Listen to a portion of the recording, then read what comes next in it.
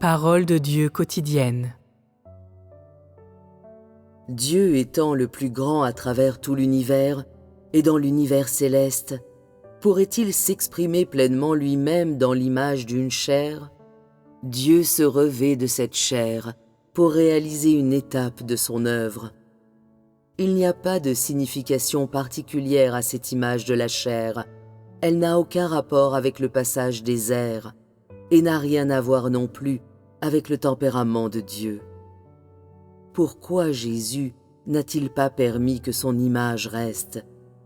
Pourquoi n'a-t-il pas laissé l'homme peindre son image afin qu'elle puisse être transmise aux générations futures? Pourquoi n'a-t-il pas permis aux gens de reconnaître que son image était l'image de Dieu?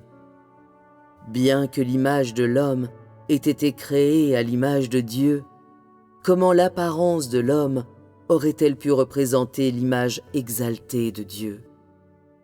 Quand Dieu se fait chair, il descend simplement du ciel dans une chair particulière. C'est son esprit qui descend dans une chair par laquelle il accomplit l'œuvre de l'esprit. C'est l'esprit qui s'exprime dans la chair, et c'est l'esprit qui accomplit son œuvre dans la chair. L'œuvre accomplie dans la chair représente pleinement l'esprit et la chair est en vue de l'œuvre, mais cela ne fait pas de l'image de la chair un substitut de la véritable image de Dieu lui-même. Ce n'est pas le but ni la signification de Dieu fait chair. Il devient chair seulement pour que l'esprit puisse trouver un endroit qui convienne à son œuvre, pour qu'il puisse au mieux réaliser son œuvre dans la chair, pour que les gens puissent voir ses actes, comprendre son tempérament, entendre ses paroles et découvrir la splendeur de son œuvre. Son nom représente son tempérament, son œuvre représente son identité, mais il n'a jamais dit que son apparition dans la chair représentait son image. C'est seulement une notion de l'homme.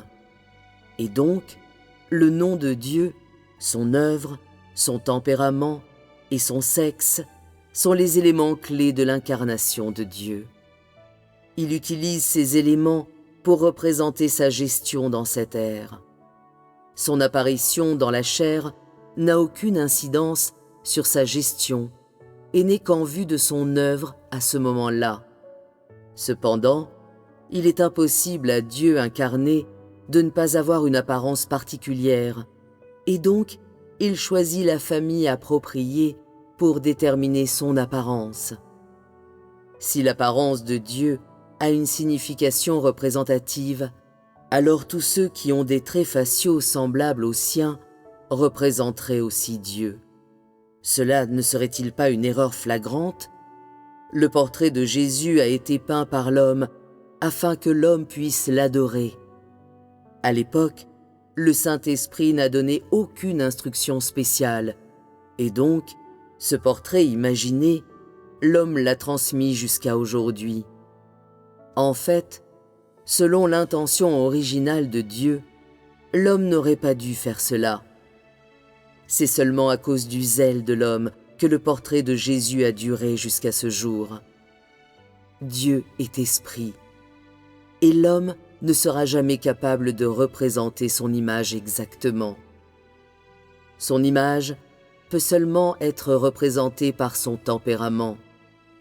Quant à l'apparence de son nez, sa bouche, ses yeux et ses cheveux, tu es incapable de la cerner.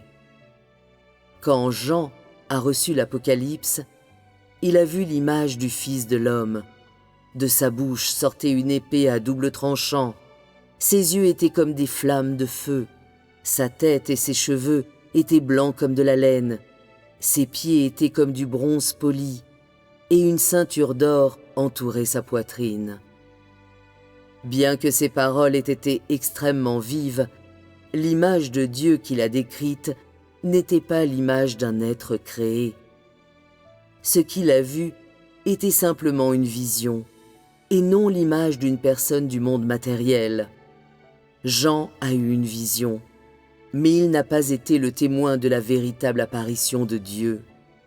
L'image de la chair incarnée de Dieu étant l'image d'un être créé, est incapable de représenter le tempérament de Dieu dans sa totalité.